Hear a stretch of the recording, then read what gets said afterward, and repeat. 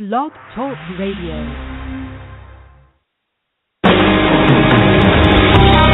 Welcome to Spiritual Insights with Charlotte Spicer.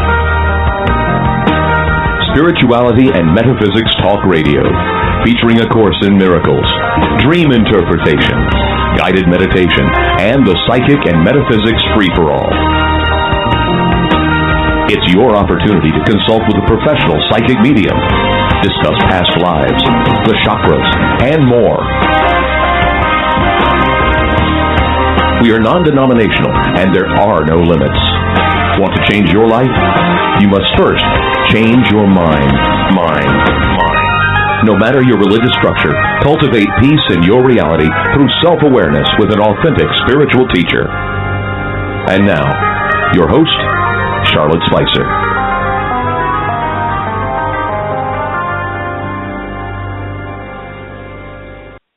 Hello, everyone. Thank you so much for joining us. Welcome to Spiritual Insights.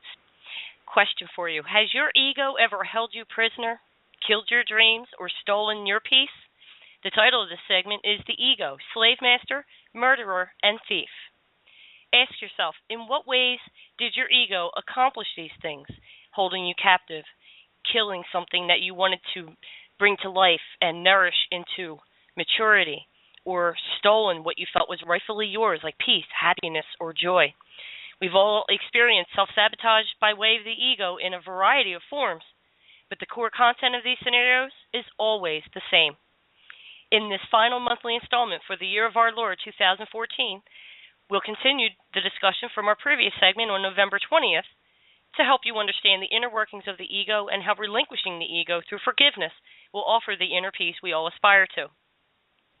We will also discuss the idea of specialness, the ego, and the body, and how others who arrive on our paths deliver the truths about ourselves that desperately need to be examined if peace is ever to be embraced.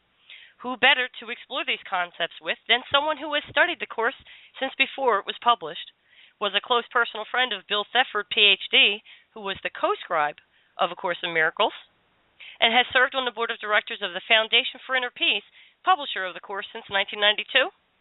Robert Rosenthal, M.D., joins me on the second Thursday of each month at 3 p.m. Eastern to discuss topics from the perspective of A Course in Miracles. Additional commentary is frequently offered from Dr. Bob's book, From Plagues to Miracles. He is a board-certified psychiatrist in private practice near Princeton, New Jersey, and is the author of From Plagues to Miracles, The Transformational Journey of Exodus from the Slavery of Ego to the Promised Land of Spirit, which interprets the biblical story of Exodus. Just so you know, these segments are presented in virtual class format. Dr. Bob will give a brief discourse and we'll move into some discussion. You are welcome to participate in the discussion by dialing 347-934-0751. If you are listening to the archive on Blog Talk Radio or iTunes, your questions and comments are always welcome. Connect with us on Facebook at From Plagues to Miracles and Spiritual Insights Radio. You can also visit our websites at FromPlaguesToMiracles.com and SpiritualInsightsRadio.com. There you can find all of the segments on A Course in Miracles in an organized format, and on FromPlaguesToMiracles.com you can also read excerpts from this marvelous and inspiring book. Without further ado, welcome back to the show, Dr. Bob. Thank you, Char. And as always, it's great to be here talking to you. Seems like the time just whizzes by. We've done a whole year of this already. Yeah, we have, haven't we? Yeah, it's been more it's even. Been I think definitely more, but it's neat to have the brackets of, yeah, the bookends right there. We did a whole year, and it's been marvelous. Really, a fabulous experience, and we continue to just have the most amazing conversations and inspiring so many people. So I just love what we're doing. Yeah, I'm hoping that. I'm sorry. I was going to say I'm hoping that our listeners, in particular those who are listening archived, use it as an opportunity to do deeper exploration. I mean, the beauty of this for me, and I know for you as well, is that it gives us a chance to sort of focus in on a particular topic and, read about it in the course, read about it in From Plagues to Miracles, but also just, let it percolate and see what else comes out. So I see these as lovely opportunities for all of our minds to kind of, meet in that space of oneness and come out with greater insight and greater understanding. Absolutely. We all learn together, as we say. I wanted to ask you, did you hear about the new movie on Exodus? I thought of you immediately. Oh, yes. I'm so glad you asked. I have been aware of the Exodus movie probably since the summer. Of course, I didn't know what it was going to be like back then. Since then, I have seen the trailer. What I'll say for it is it looks like a real Hollywood extravaganza with amazing special effects. I watched a show on it on HBO, and it looks like they built these major sets from scratch. I mean, it sounds like they went and built the pyramids all over again, only without slaves doing the work. But is it going to give you any real deep insights into the spiritual journey? I'm not holding my breath. It looks like they turned it into almost more of a battle-type cataclysmic thing. So I see it as a giant opportunity for all of us to let people know that there is another way, a better way of looking at Exodus, a deeper way that can speak to us very personally. So if Ridley Scott and Hollywood give us kind of the external image-based Exodus extravaganza, I like to think that From Plagues to Miracles gives us the quiet, deeper road into the soul and spirit. But I am going to be doing as much promotion around it as possible, including a Goodreads contest. If you're on Goodreads and want to try to win a copy of the book, I will be giving away 3 of them right after the New Year's. If you are a Hay House fan, we will be featuring the book tomorrow, the day the movie opens, on the Hay House Facebook page, and again a week later. And I will be hopefully putting up choice quotes and tidbits from my book all through the next week or two. If you're on Twitter, Hay House will be sending out tweets about my book. I don't do Twitter, but I did write all the tweets for Hay House. So, yeah, we're going to have fun with the release of the movie. And as a former screenwriter, it's just kind of amusing to me that that there's a big movie that I had nothing to do with, and I'd much rather have written the book than be a part of the movie. Spirit, God knows where we're all supposed to be, and this is where I'm supposed to be. But thank you for bringing that up. You're welcome. I do want to see the movie. However, I do stand on your book for the interpretive value of the plagues, of each of the plagues, and how miracles came out of those. And I recommend your book to all my students, of course. So thank you. That's like I said in the testimonial when I first read it. If ever there is a bridge between the Bible and A Course in Miracles, this is it. So From Plagues to Miracles is where it's at. If you're new to the course and would like a primer, get Dr. Bob's book. Go to his website, FromPlaguesToMiracles.com. Get a copy. It'll knock you back about 20 feet like it did for me. It was life-changing. It really was. It's so impactful. And I hear that from many different people, and there's no greater joy that a writer can have than to know that his or her ideas and words can go out and make that kind of a difference. I mean, that was very much my experience when I wrote the book, of thinking that I was writing one project, and literally I wrote an entire book that had about 25% in it of what the current published version has, and then realized that there was a whole different, that this was the spiritual journey, and that the different miracles of Exodus mark different stages of spiritual development. And, it's not A Course in Miracles. It doesn't give the exact philosophy of A Course in Miracles. So if you are a course student, sure, you'll be able to say, well, but that's not the course and that's not the course. But what I do attempt is to take the story and really follow it fairly closely from the Bible, not quite chapter and verse, but closely, and show how, seen through the lens of A Course in Miracles, where the figure of Pharaoh represents the ego mind and the figure of Moses represents the Holy Spirit and the Christ mind, that which still connects us to God and always will. And then when we look at it that way, man, it just pops into, 4 dimensions and becomes something completely different than the Ridley Scott movie or the Charlton Heston movie or anything that I've seen before on the Bible. So I'm really just so pleased that it's had that impact on people. And I've been very careful not to try to push it through traditional means, publicists. I'm very clear Holy Spirit is my publicist, and the book will find its way to whatever readers are ready for it and whatever time frame that's supposed to happen. But the fact that there's a, probably $500 million movie out on Exodus sure doesn't hurt. So thank you, Nope. Holy Spirit. No, doesn't hurt at all. And of course, Nope. I'm sure it will be very, what's the word, fantastical with like you said, the special effects. And we'll look at the surface. But again, like you said, yours is, I like the phrase you used, 4-dimensional, because you took the whole story and interpreted it as if you were interpreting a dream, and you used real stories of patients' experiences and how you could see the battle their ego was waging inside them, and then as a trained psychiatrist, you were able to offer additional information on the way the mind works. So for me, it was a win-win because I love all of that, and you just wove it together like a beautiful quilt. Thank you. I'm very fond of quilts and tapestries and weavings, and if as a writer that's what I was able to do, I'm real pleased about that. Yeah, well, you know how I feel about the book. But after our last segment, Dr. Bob, I was sitting quietly, as I do, and I just like to kind of marinate in the feeling that overcomes me when we do these segments, which is an overwhelming feeling of peace and understanding and just very comfortable in my own skin.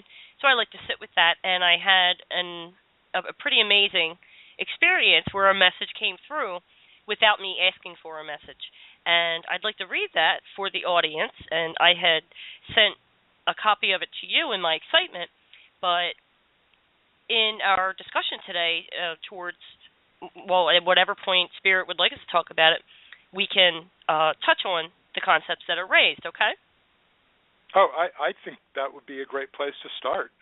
Oh, okay. I mean, it was so beautiful and so direct. Why don't we start there, and we'll work our way to wherever else we need to go. I mean, there were areas. I guess if listeners should know, this is a part 2. That there was an earlier segment also on the ego, slave, master, thief, and murderer. And we're going to be continuing with some of those concepts. We'll probably be, revisiting some of them. We'll take them in some new directions. We'll incorporate more course concepts. But what Shar got was so beautiful and so spot on that, I'd rather let's just, load it up front here and start running with that. Okay, sounds good.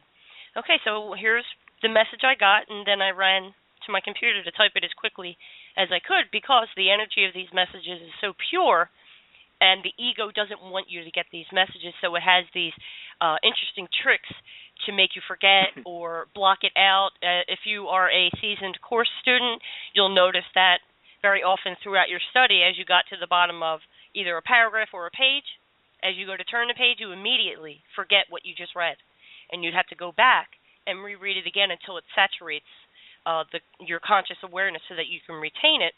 So for that reason, I ran to my computer and typed it up, and here's what was said to me by the voice. We have to look at our hopes and fears, our expectations and biases. These are the splinters the ego uses to create cracks in our inherent wholeness. And it's the ego that creates the, quote, mask we call the personality to protect us from what's inside us. And yet, in this vast illusion, those who would trigger those fears into immediate awareness and reaction manage to find us. They always manage to find us. Get the chills. Yeah, I know. I get the chills because no matter what we do to avoid what we would label as an unpleasant experience or a humiliating experience or something that forces us to grow. Look at how we fold ourselves like a piece of origami to avoid things, and yet someone always shows up. And then there's something we have to face. So what would you like to say about that? Well, the piece at the end that the people we need, the people who will trigger us, always find us, is, the ego can hear that in a very mysterious way and bend it to reinforce its sense of specialness. Look at me, I get these amazing people showing up in my life. I'll bet nobody else does that, or only the chosen select few. But actually, this is how the path back to God and Spirit happens. This is how it unfolds. And so in that sense, the people who show up in our lives, whether we recognize them as real spiritual companions or whether they drive us absolutely freaking crazy with, negative emotion, they really are our greatest teachers. And that they show up at the point where we are ready to deal with the lesson that they bring up. And in that sense, and what I love about this is it takes the whole idea of a plague from my book, in that a plague is a circumstance where you're relying on your ego mind to get you through, to give you the interpretation of what's happening. And of course, that means that you are operating from that pharaohic, ego is king mindset, and the plague's going to be pretty nasty until you open up and get the miracle. So what this says is our relationships do the exact same thing. They can function as plagues or they can function as miracles, depending on how we let them in. And as a psychotherapist, this has been one of the great gifts and joys of my life, is to see how people who walk in the first session and I'm sitting there and my clinical ego is going, oh, okay, they have this disorder and they have this disorder, and on top of that, they're really not terribly likable, are they? Of course, because they're suffering. That within a fairly short time, as I really get to join with someone in the work of healing, in the work of love, they're wonderful. They're beautiful. They're resplendent human beings. Happened to me today with someone who, years and years ago when he first, came into my office, I was so rigid and judgmental, and I of course, I felt completely judged by him. Today shared with me how very helpful and that he doesn't say thank you enough, and, it's a moment of healing.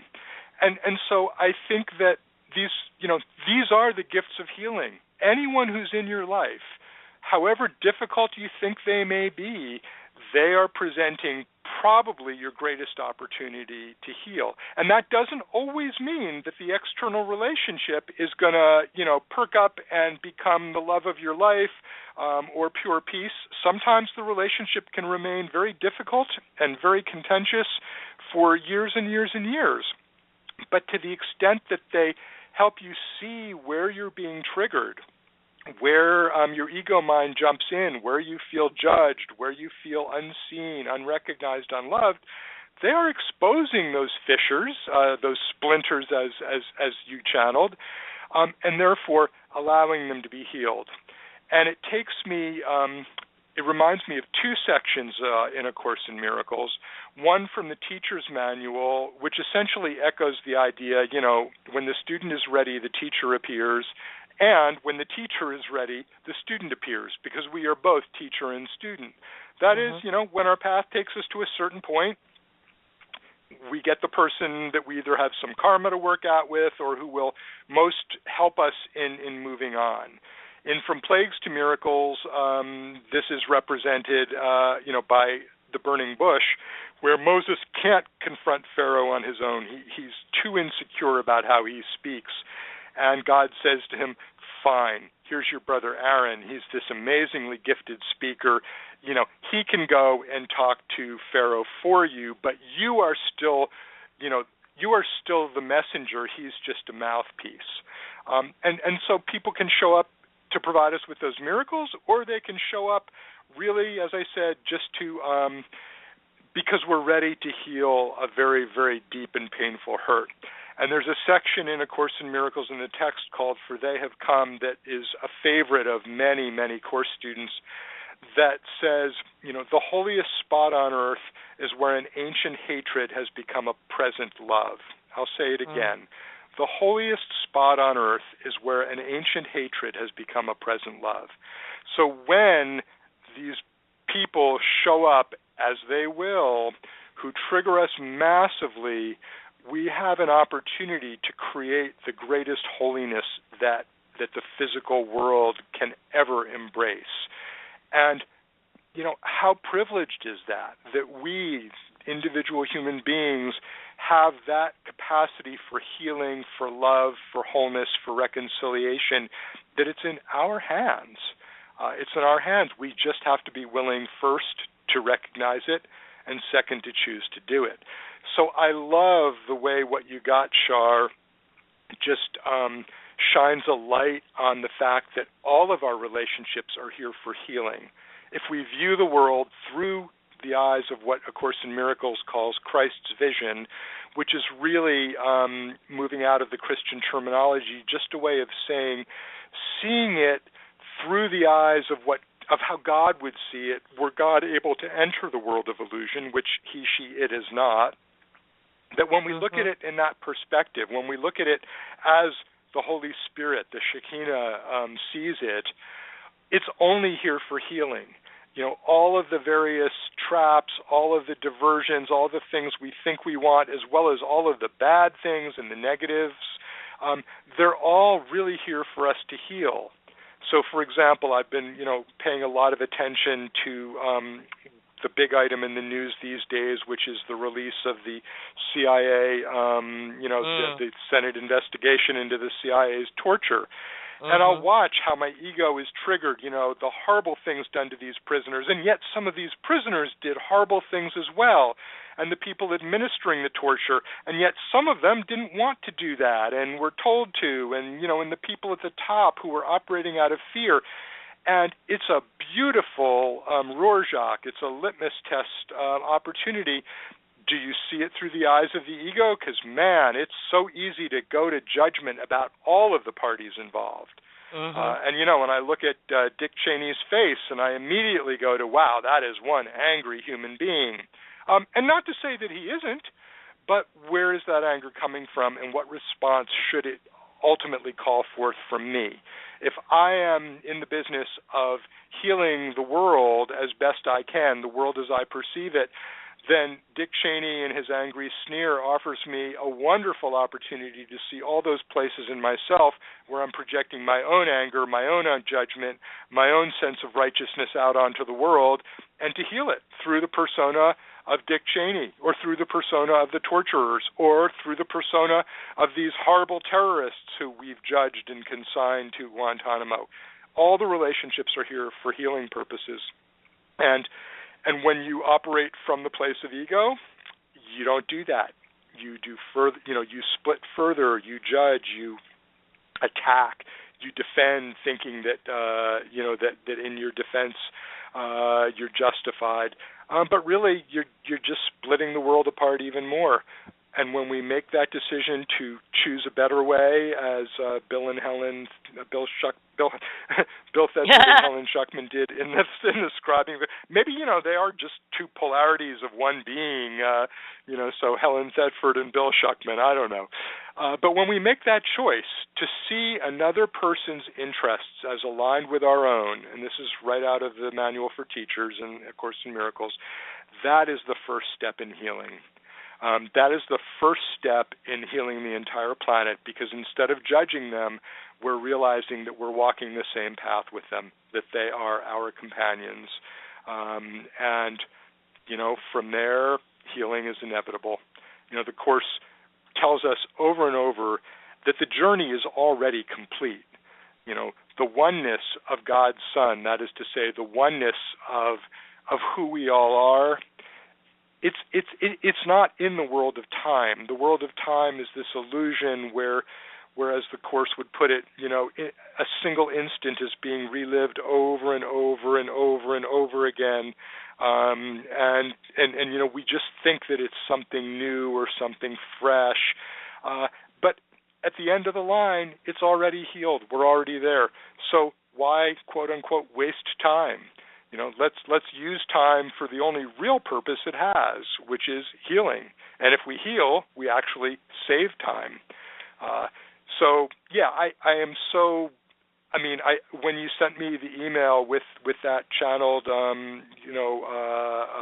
comment, I immediately, cut and pasted it into my archives of things that I want to save, because I thought it was just so perfect.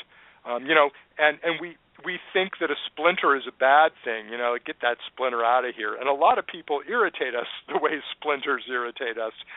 But really, just as the body has the ability to incorporate the splinter into itself to the point where it's no longer a splinter, it's just part of the body, we have the ability to revision the oneness of all of our relationships, no matter where they are, whether they're lifelong, challenging learning situations, or whether, as the Course describes it, it's simply, getting in an elevator with someone and sharing a smile. These are all healing opportunities. These are all opportunities for receiving those splinters and incorporating and healing them so that, there's just one spirit body, and that is just love and light. And from that pours forth miracles. Anyway, I didn't mean to talk that long. That's okay. Yeah. Because when we talk about this and we kind of, I assume it's similar for you. You kind of jump off. You jump off the springboard, and then you just follow these energy threads, and it's kind of windy and a feeling of floating and things like that. So even when I go to listen to the archives myself, I still get that. I'm still immersed in that energy. So never apologize for talking too long. It's my ego stepping in and going, "Whoa! I just talked a long time." Yes. Yeah, as you said, it's guided, and even as I'm talking, more information is getting downloaded, more associations are being made, and as I see it, really that's the purpose of our holy healing relationship here, is to be able to provide a forum for both of us to do that then hopefully ripples out into the world of our listeners and perhaps even those who aren't listening directly, and allows them to do the same. And so the circle of healing, the circle of atonement grows ever wider. Right, absolutely. Well, I loved everything you said, and like you said, that was just your ego accusing you of being long-winded, and that is not the truth, sir. Indeed. But I'd like to, I took some notes, and of course, again, the experience was, as I was writing some things, you started saying it, or something similar, so that's always fun. Yeah.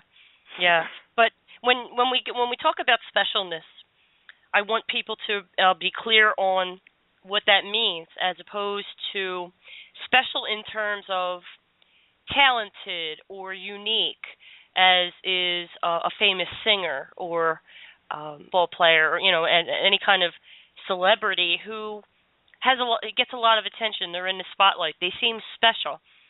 Of course, the Course explains that special is not something to aspire to, because it furthers separation. And I wanted to point out certain personality types, and you started talking about that. And the people I'm talking about are people that we would label as malcontents or complainers, and I also like the word recruiters. These are the types of people who say, and this is a very specific example, people, and it's easier to imagine these in the workplace, or maybe we have a friend that tends to siphon our energy with the amount of time that they take for us to listen, but they're the ones who say, "Look at me," and want to tell you all their problems, and want to tell you all the events of the day and who did what to them and how they're the victim. And they're also the ones that say, "Look at me, look at all the problems I have. See how strong I am?" And they don't realize what they're doing is laying out for you to have to listen to it and beating your eardrum with it. But if we've all done this at one point of our lives, if we sit and listen to what comes out of our mouths to people that we trust, that we feel we can unload these experiences and our descriptions of them to them, if you just listen to what you're saying, you're naming every one of your triggers. And if anybody was listening and wondering, well, how do I know what my triggers are? Listen to what you think and listen to what you say and listen to how you feel. These are your triggers. Anything that makes you want to brag about your problems, you have to really look at why you do that. So I just wanted to touch on that. I liked what you said. You said relying on ego mind to get you through. With the natural reaction when we have a problem or a scenario that is uncomfortable, the ego jumps in and we try to fix it through analyzation and through strategy, and it immediately further separation, and it becomes a case of us and them, winning or losing, triumph or humiliation, and we scramble to make it the more pleasurable experience and not the one on the bottom where we are the loser, the humiliated, the annihilated, and avoid that. If you can't beat them, join them. We don't want to make that choice. We don't want to go against what we feel is right for us, but it's the ego that makes these determinations. So I wanted to ask you, Dr. Bob, in your professional practice, what are ways to deal with the triggers? To go from psycho-spiritual, of course, from professional practice as a psychiatrist and A Course in Miracles, how can we help the listeners take that first step in dealing with the triggers to understand them and then choose more wisely in how to handle situations? In answering that, I have to, presuppose that we're all coming at this from a truly spiritual viewpoint, because without that, it is more difficult. But even then, it's very easy to say to someone, all right, when you're with your mother-in-law and you're feeling so triggered and you just want to, turn the table over and scream, what are you feeling? Does it feel good? Does it feel peaceful? And if you have allowed another person to bring you to a place where your emotions are that supercharged, then you've given your power away completely. So the task then becomes not giving the power away. The task becomes realizing, as A Course in Miracles says in lesson 34, I believe, I could see peace instead of this. So that rather than feeling like we are victims of the world I see, another course lesson, I am not the victim of the world I see. Funny how they pop up. Even if you have no spiritual orientation, you can still look at any relationship in terms of, well, how would I rather feel? And maybe when that person is just, complaining or telling you the opposite of it, how wonderful they are and how they manage to solve all of these situations in such a clever way, and you're feeling like they're putting you down or implying that, they're really smart or brilliant or talented and you're not. It's an opportunity to stay in your spiritual center, or just to say, okay, they can feel however they feel. I don't have to join them in that. The nature of emotion is contagious, and I tell this to all of my patients. Emotion is contagious. If you're sitting in a room with someone who's very, very sad, you start to feel sad. If you're sitting in a room with someone who's angry, you'll feel angry. Anyone out on the freeway who has someone, zip by and cut in front of them in a very angry way knows just how contagious anger is. It's way more contagious than Ebola. And I remember in medical school doing the experiment, and someone suggested this to me somewhere, of take the most boring lecture that you've got where everyone's almost falling asleep, and at some point suddenly sit up and start writing furious notes while staring at the lecture as if they are sharing the most fascinating thing in the world, and see what the people around you do. And it was very interesting. The people around you always perk up because emotion is contagious. Now, if they perk up and look at the lecturer and they're still getting the same droning, boring stuff, they'll assume there's something wrong with you and they'll go back to sleep. But affect, emotion is contagious. Affect is the psychiatry word for emotion. So if we're around people and we catch their disease, that doesn't help anyone. We're just spreading the disease. If you're around someone with Ebola, you don't want to get the Ebola. You want to shield yourself. You want to be able to heal them and help them get better. So even without a spiritual framework, I would tell them that. But if you have a spiritual framework, this becomes all the more powerful in that you get to say, this is my brother who's walking the same path just behind me.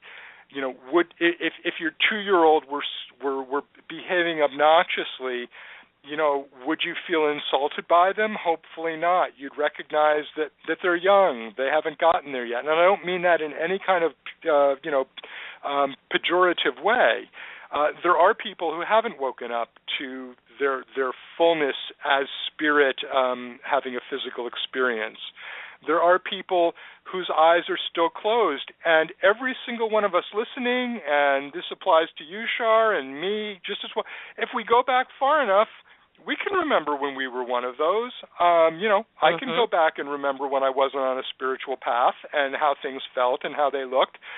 So from the perspective of a spiritual journeyer, we can actually have compassion, a Buddhist term that I think is equivalent to what A Course in Miracles would call love, or what the Judeo-Christian Islamic tradition would call love. But I think they're just different refractions of the same feeling. We can feel compassion. So in my therapy practice, that's how I would work with it. The other thing that I would add is that the psychiatrist Carl Gustav Jung, who was a contemporary of Freud's but split with Freud, had a concept that he called the shadow. And the shadow would be all of those aspects of the self that we have disowned and disavowed because we have judged them unacceptable. But to the extent that we push them away, they're actually still really there. They're the mad woman in the attic screaming and going to burn the house down, as, taking a page from Jane Eyre. The more we push them away, one, the more they rule our life, and two, the more we see them in other people, and it infuriates us. So the worst homophobics are the men who are somewhat drawn to men, and they hate that idea, and they're trying to push it away. The people who hate rich people the most are those who secretly really want to be rich people and just can't stand that impulse in them. And in that sense, back to what you had channeled, when we realize that we are seriously triggered by another person, it's, from a pure psychological perspective, an opportunity to go, oops, there's my shadow. I'm seeing it in someone else because I projected it out into the world and I don't want to see it in myself. And if I continue to project it out into the world and say that person is bad and I'm going to judge them, or worse still, maybe imprison them, or worse still, maybe kill them because they're different and they deserve to be killed, because the ego is fully capable of that. If instead of, if I do that, then I'm making it worse for myself, and the shadow will continue to play out in more and more extreme forms. Whereas the moment you stop and decide to face your shadow, at that point, you are now doing healing work again, and you're not trying to fix something that's inside of you, projected out in the world. You're dealing with it at its source, your mind, and you can begin to look at all those impulses in yourself that you had considered so unacceptable. So that's how therapy would come at it, and again, this is really quite lovely because you can see how the spiritual and psychological growth really do have a lot of overlap. Now, you can use psychology, to take you places that that aren't very good, yes, sir, go out and get them, or military psychiatry, we're going to teach you how to be a better killer. I certainly couldn't go along with that. But if we're looking within, if we're trying to figure out where are we vulnerable, what are our Achilles heels, where are we enslaved to the ego? Where is Pharaoh still lording it over us and forcing us to, make all those bricks with, with the same, without an adequate amount of straw? If we use it that way, then that straw becomes golden. Another metaphor that I'm very fond of is the old alchemist idea of turning lead into gold. And people take this literally and think that, back in the Middle Ages, some of the alchemists did do this. They'd sit around with beakers and flasks and, pour different elixirs over lead trying to turn it into gold. But the real meaning of alchemy is transforming our earthly experience, the lead of our earthly experience, into the gold of the spiritual experience. And in that sense, any time we can expose something within us that is unloving, that blocks us from realizing our true loving self as spirit and as at one with everyone else that we know, when we can expose that lead and work with it, own it as our projection, and ultimately heal it through the other person, through embracing, that woman who's driving you nuts, or that guy who's sucking up to the boss and making you look bad. When we can embrace it in that way, we are alchemists. We turn lead into gold. I have a brief passage in my book alluding to that, but I didn't elaborate on it. And it's worthy of elaborating. It's a beautiful metaphor. Do you want to go around in a world that's full of lead, or do you want to turn all that lead into gold? So, did that answer the question adequately? About, in my practice? Wow. What do I do with people? Oh, yes, absolutely. And then touched on, it just pulls everything together in such a beautiful way, because you said the magic word, projection. And it's huge, because I liked what you said about, face your shadow. And if all of us, no matter the issue, no matter how our ego deems it, big or small, minor or major, if we could only peer into the shadow and see the fear that is causing this reaction, all we have to do is take that fear and hold it up to the light. No more shadow. So hold it up to the light. Bingo. See it for what it really is, and then ask for guidance on that, right? I love it. I mean, I'm in the process of putting together a book of metaphors and sort of stories for the spiritual path and clever little sayings. And one of them is, if you look toward the light, you see no shadow. Not yours, not anyone's. If you look away from the light, you're guaranteed to have a shadow, and it's chained to you, and you'll never be able to get away from it.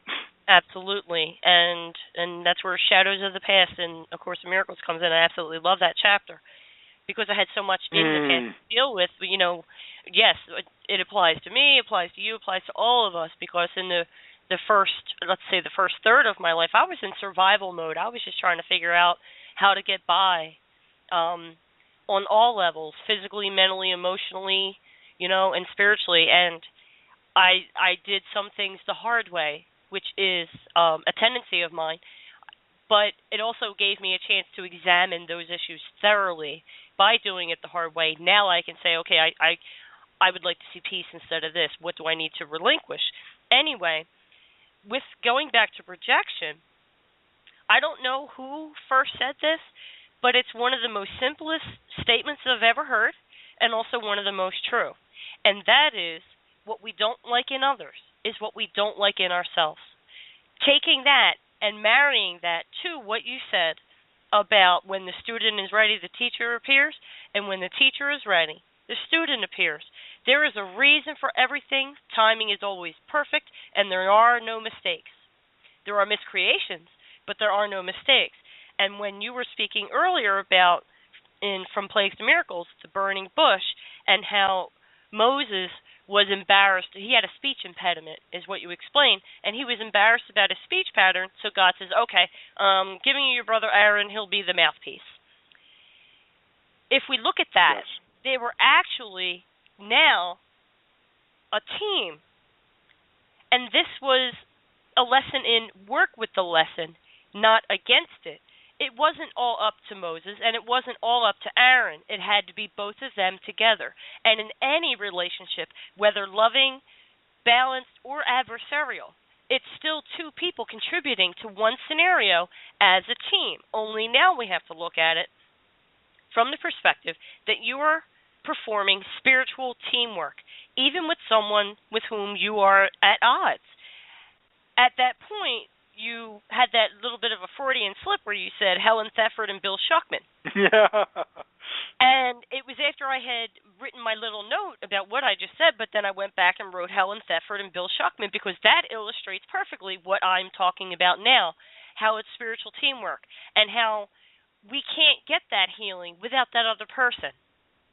No matter how negative they are or how goofy they are, whatever you want to call them, however you want to compare yourself to them, which is the banana peel that will take you down that path. But that comparison will allow you to slip into lesson land, shall we say it. But you need that counterpart. You need the dualistic aspect of this illusionary world to get to the polaristic reality of scenarios in our lives that teach us the most. And yes, while the most negative people are our greatest teachers, everyone is a great teacher if we can kind of go to the microcosm of fear and then pull it up to the light, make it bigger, make it expand, bring it into the macrocosm, and then make it part of our awareness as we look upon everybody in our lives, all of our brothers, all of our sisters, and realize that they, like we, are merely thoughts of God in a human body dealing with the same fears that we are. Does that make sense? Exactly. And absolutely. Yes, you were correct. Lesson 34 is I could see peace instead of this. It's kind of freaky how you do that. I did not endeavor to memorize the numbers, but I wanted to contribute another channeled message that I got, I would say in the past couple of years, because you mentioned Ebola, you mentioned the terrorists. And I said, what do I do? I don't know what to do to embrace this. Because my tendency was, well, if I sit here and watch all this stuff, I'm going to become depressed. And if I just flip it off and walk away, then that is avoidance, and I didn't want to do that either. I wanted to be at peace with what was happening. And the answer I got was that when we see, I know when this was, it was right after the shooting in Massachusetts with the children in Sandy Hook. Mm-hmm. I was so upset. And tapping in a little too far into the fear that the children felt in the moments before their death, knowing that after their death they were brought back into the light, but I couldn't let go of the fear. And I was told, when you witness an event like this, admit to yourself that it is for the greater awareness, to teach a lesson, and simply state, I am the light of the world. And one might say, well, that sounds kind of egotistical, like you're not special, you're not the light of the world. But it contains the greatest mantra, I am, which connects us all and connects us to God. And we are all the light of the world, and all we need to do is project that light onto these situations. Or in simpler circumstances, into our workplace before we get there, into our home before we get home. Anywhere you are going, project light, not fear, and not thoughts of attack, to bring about that healing that we so desperately need. And I'll let you contribute to that. Yeah, you just set me up. I mean, it's like a volleyball game. You do this beautiful thing, and the ball goes around, and then you just set me up for a spike, so I'm going to spike it. I love it. You know, Sandy Hook, the CIA torturing, I mean, we pick any given week, and there's some human horror. The tsunami in Indonesia years ago, the levels of human suffering. And, the ego sees these and holds it up as, in a sense, on the one hand, how horrible, all these people dying, and the secret sort of undercurrent there that we don't like to admit is we think to ourselves, holy cow, that could have been me, and wow, thank God it wasn't. So it becomes sort of this little personal dance with death and destruction, and a little bit of whistling in the dark. And we can certainly have empathy for other people who suffered because we've suffered, but it doesn't free us from suffering. It actually enslaves us all the more. Now, the very first miracle principle of A Course in Miracles is there is no order of difficulty in miracles. One is not harder or bigger than another. All expressions of love are maximal. The flip side of that, the corollary of that, is that there's no order of difficulty in terms of disasters, illusions in the world. Things can look absolutely horrible, and from an ego perspective, you can really ask, well, come on, Shar, how can there be light in Sandy Hook with all of this? I mean, that's just pure Pollyanna, but it's actually a very, very useful scalpel for seeing the difference between the ego's thought system and Spirit's thought system. So what Spirit's thought system would say is that, you are living in a world defined by separation, defined by fractured parts of God that don't know who they are anymore, and therefore they're running around in fear and terror, like the proverbial chicken with its head cut off, and maybe that's an exact metaphor for all I know, for our fear of death. And collisions are inevitable. Bad things are going to happen. Death is going to happen. And that one form of disaster is really no different than another. Someone sort of looking at you in a snide way in the elevator and then, shaking their head and laughing is as much an emblem of separation as Sandy Hook. They're all illusion, and the only way ultimately out is to recognize, this is the world of illusion where this stuff comes up. Do I want to be a fragment of consciousness that sees itself confined to a physical body for a limited period of time, that if I'm lucky I get a good death and a life that sprinkles some happiness through it, and if I'm not lucky, oh man, I can wind up at Guantanamo being tortured? Or do I want to heal this? In every Course in Miracles group that I have ever sat in, and at many, many workshops, the question inevitably comes up when the topic of forgiveness is raised. It says, well, what about Hitler? How do we forgive Hitler? How can Hitler ever be forgiven? And it goes to the same point as Sandy Hook. Well, at the level of the ego, of course Hitler can't be forgiven, because the ego understands forgiveness as letting someone off the hook out of the beneficence of your being a better human being than they are. And Hitler was so reprehensible that we can never let him off the hook. Seen from the perspective of Spirit, in which the Holocaust was just another, perhaps more amped up and intense variation of the ego's basic divide and conquer and kill theme, which has been there going all the way back.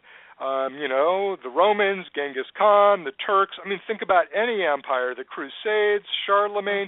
If you don't think that there was massive killing, that families were broken up, that children were murdered and destroyed, then you don't know human history.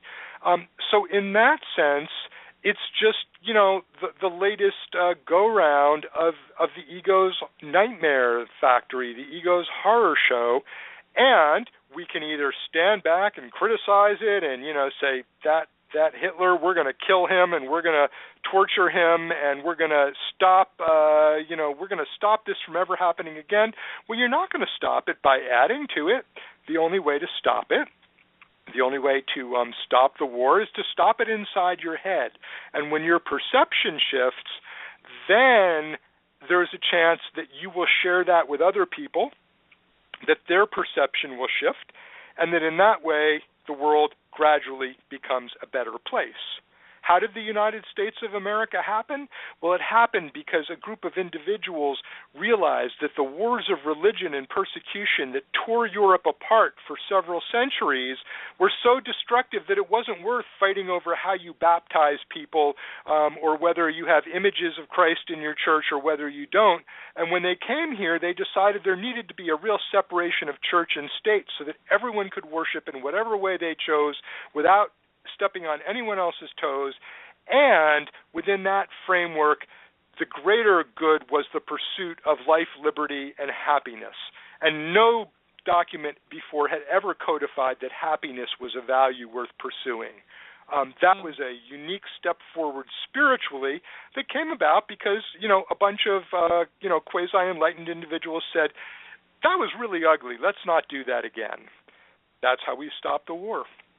That's how we do that. This is very timely because we just passed December 7th, Pearl Harbor Day, and I was giving a talk at a local Unity church about this. The Course says, don't try to change the world.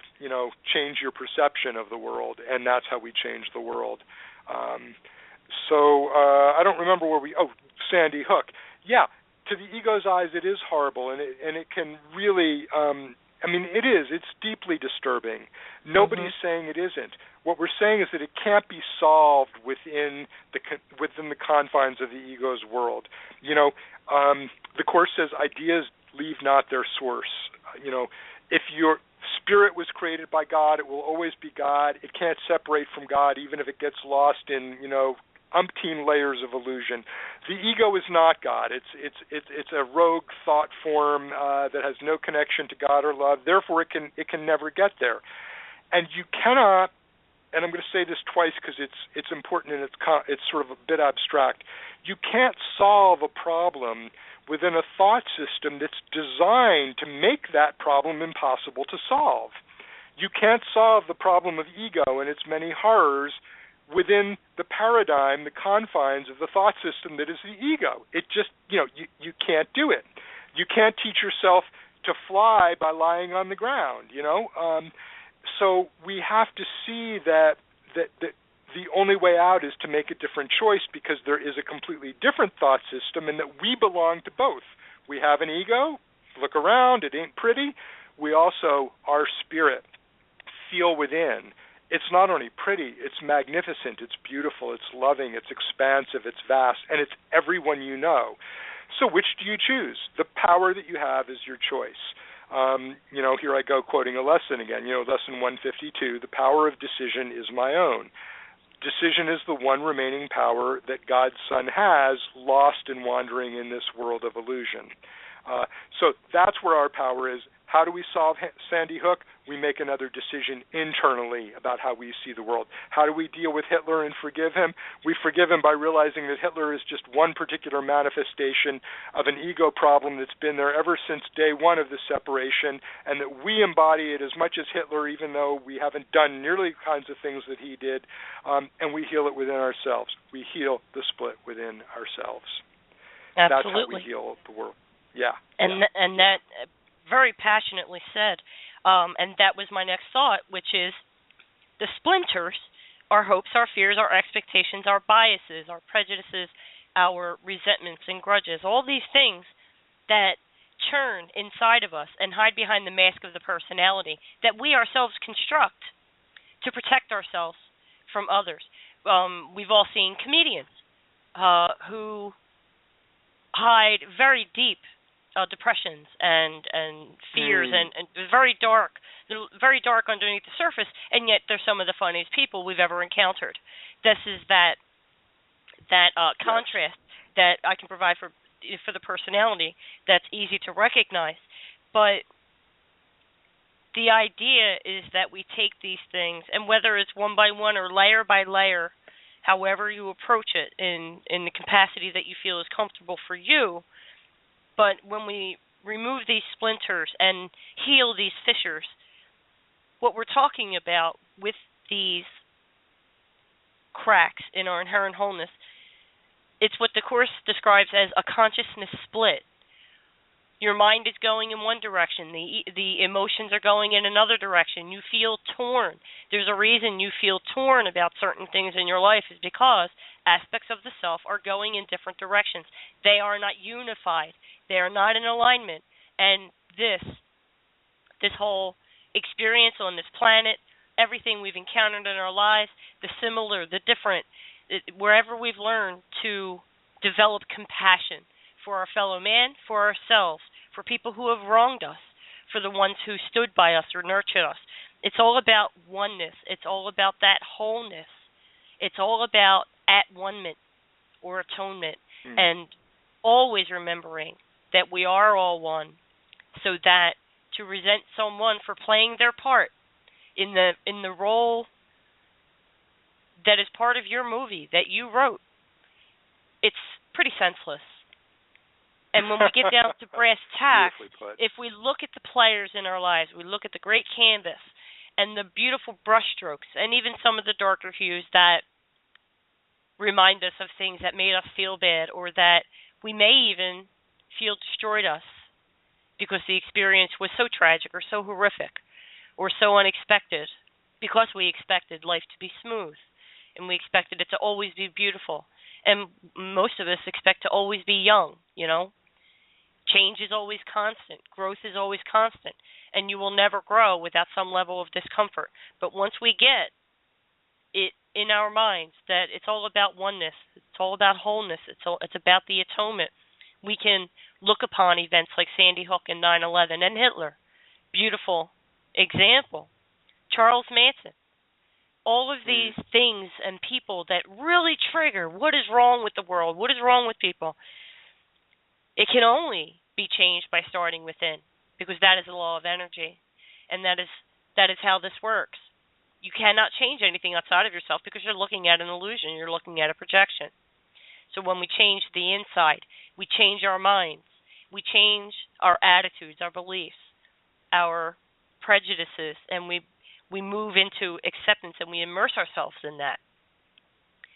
I know it might seem hard, but despite the atrocities that we have witnessed over the past couple centuries, and even further into history, despite those atrocities that took place, there really is balance in the world. We just have to choose to see it and become part of it, and not further separation by judging, attacking, reinforcing that this world is crazy, that the people in it are crazy, because we would then be able to unify with the spark of holiness that is even in those crazy people, and make a difference, because their spirit cannot help but respond. Yeah. I think I'm done. I think I'm done with that thought. That was good. Thank you. When we were talking a couple months ago, about defenses and the atonement being the only defense that is not susceptible to being a two-edged sword.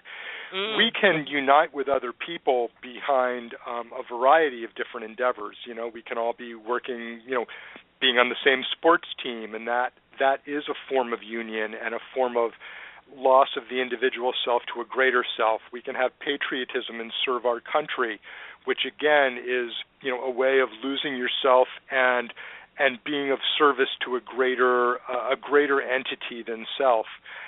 But the only service that aligns everyone, the only sort of framework that we can ultimately serve without leaving someone out, judging them, casting them aside, is the service of spirit, the service of oneness, and that is the plan of atonement. And I guess in sort of rounding this off here, I'd like to come back to that notion of specialness, because A Course in Miracles does something very interesting with that, something very special with it. It says that our egos feel they need to be special. We want our mask of personality to be as beautiful and wonderful and well-liked, or as powerful, or whatever quality you name it, as we can. I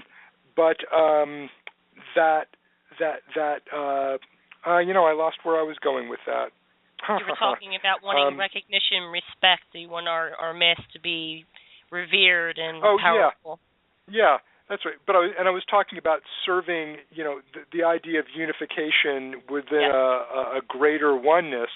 But the atonement is the only oneness that can do that.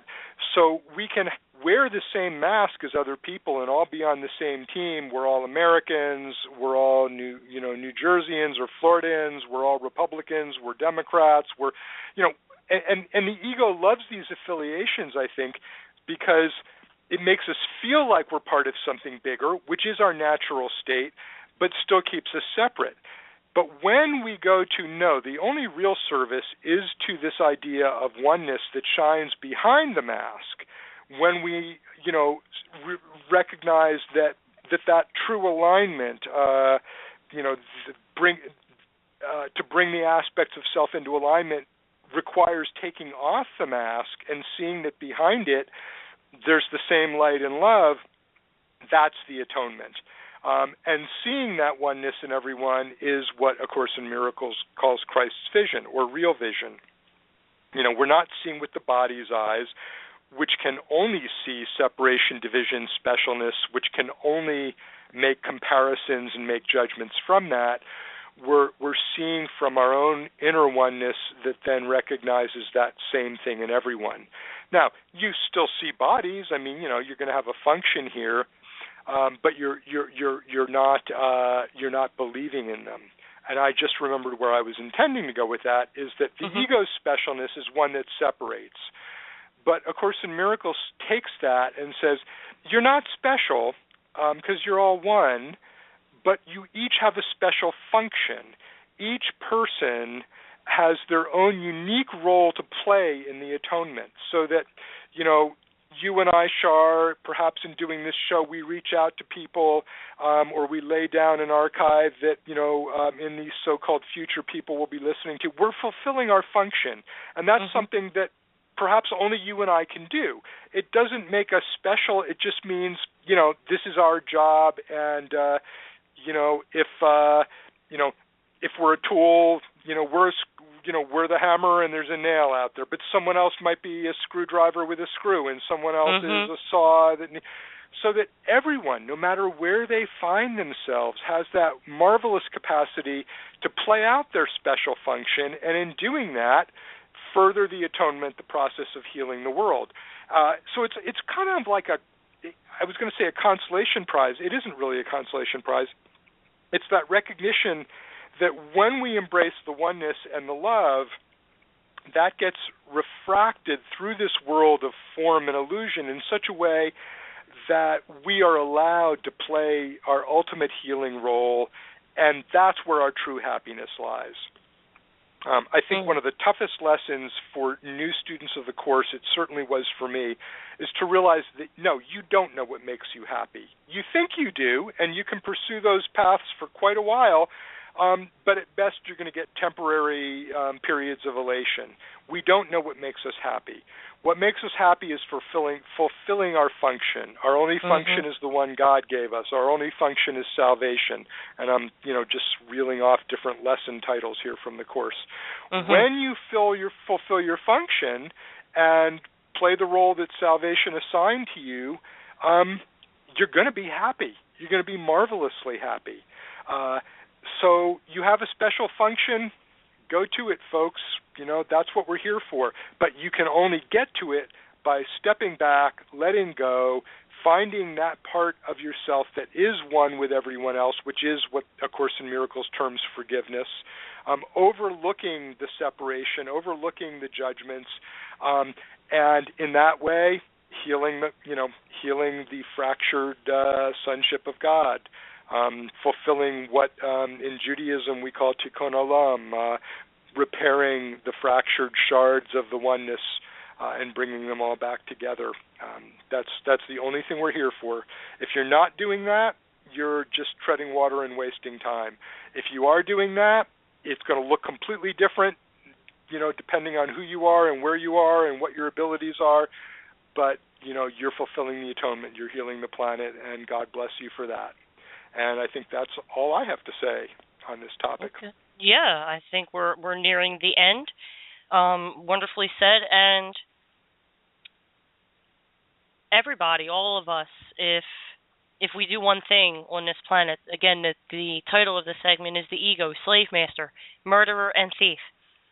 If we can all just choose once again to set ourselves free out of the self-imposed prisons that we are walking around this planet in, stop killing ideas and love and opportunities for forgiveness, and stop stealing simple moments to shine and feel special or to be self-aggrandizing so that we can seemingly be ahead of people, above people. Stop stealing those moments when eternity awaits, when we play our part in the atonement by performing our functions. Then the atonement becomes ever closer, ever more within reach, and then any reason for this planet to exist will dissolve. Right? Yeah, amen. Okay. Yeah. Well, let's get to our prayer. I have had, again, a magical time discussing this with you, Dr. Bob. This was wonderful. Thank you so much for for creating this opportunity for all of us.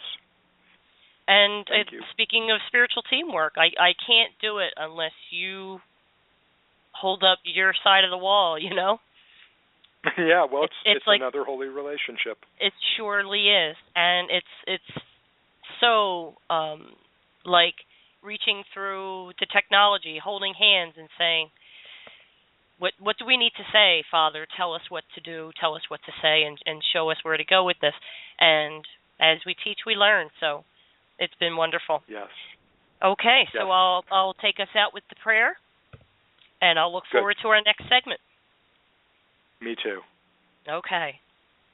This is from the book, Choose Once Again, Selections from A Course in Miracles, published by the Foundation for Inner Peace, page 22. My true identity is so secure, so lofty, sinless, glorious and great, wholly beneficent and free from guilt, that heaven looks to it to give it light. It lights the world as well. It is the gift my Father gave to me, the one as well I give the world. There is no gift but this, that can be either given or received. This is reality, and only this. This is illusion's end. It is the truth. My name, O Father, still is known to you. I have forgotten it, and do not know where I am going, who I am, or what it is I do. Remind me, Father, now, for I am weary of the world I see. Reveal what you would have me see instead. Amen. Amen.